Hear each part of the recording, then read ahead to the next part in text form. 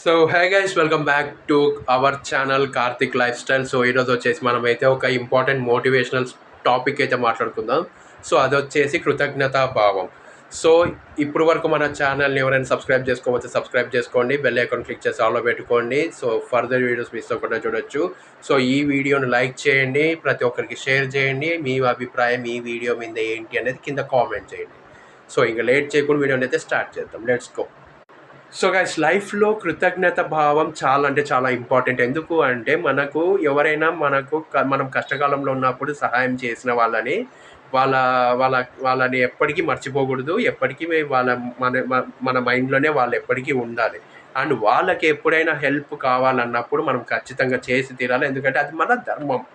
So ఖచ్చితంగా చేసి తీరాలి. వాళ్ళని ఎప్పటికీ మర్చిపోకూడదు. వాళ్ళకి ఎప్పుడు ప్రాబ్లమ్స్ వచ్చినా కూడా, ఎప్పుడు మన హెల్ప్ ఎప్పుడైనా కావాలన్నా కూడా మనం ఏమాత్రం నో చెప్పుకోకుండా మనమైతే చేయాల్సిన అవసరం అయితే ఉంటుంది.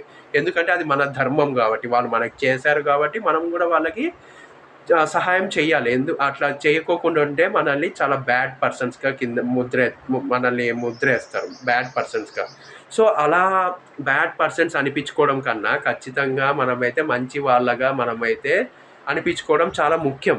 సో మనకు ఎప్పుడైనా సరే మనం ఎదుటి వాడికి కష్టకాలంలో ఉన్నప్పుడు మనం సహాయం చేసినాము అంటే ఖచ్చితంగా మనకైతే వాళ్ళు కృతజ్ఞతగా ఉండాలి. కానీ కొంతమంది అలా ఉండరు. ఎందుకు అంటే అహంకారం ఎక్కువ ఉంటుంది. అండ్ చాలామంది రెడ్ చిప్స్ అయితే పెట్టుకొనైతే తిరుగుతున్నారు. సో అందుకే అహంకారం అనేది ఎక్కువగా ఉంది అంటే వాళ్ళకి ఎవరు కనిపించరు. ఏమీ అర్థం అవ్వదు. ఎవరికీ కృతజ్ఞత భావం ఇవి ఉండదు. వాళ్ళకి కృతజ్ఞత భావం ఉండదు. సహాయం చేసిన వాళ్ళని కూడా ఈజీగా మర్చిపోతుంటారు.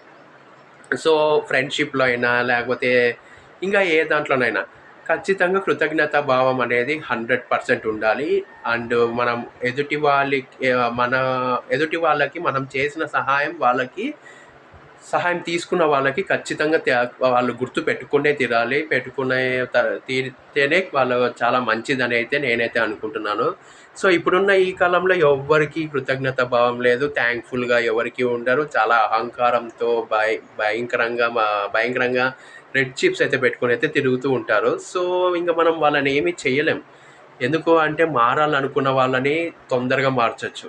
కానీ మారినట్టు యాక్షన్ చేస్తూ ఉన్న వాళ్ళని మనం ఏమి చేయలేం కాబట్టి, సో జాగ్రత్తగా మనమైతే థ్యాంక్‌ఫుల్‌గా ప్రతి ఒక్కరికి ఉండాలి. లేకపోతే ఆ దేవుడికి చాలా అంటే చాలా కోపమొస్తుంది. సో మీరు ఎవరికైనా సహాయం చేసినప్పుడు వాళ్ళ కృతజ్ఞతా భావంతో ఉండండి. చాలా జాగ్రత్తగా ఉండండి.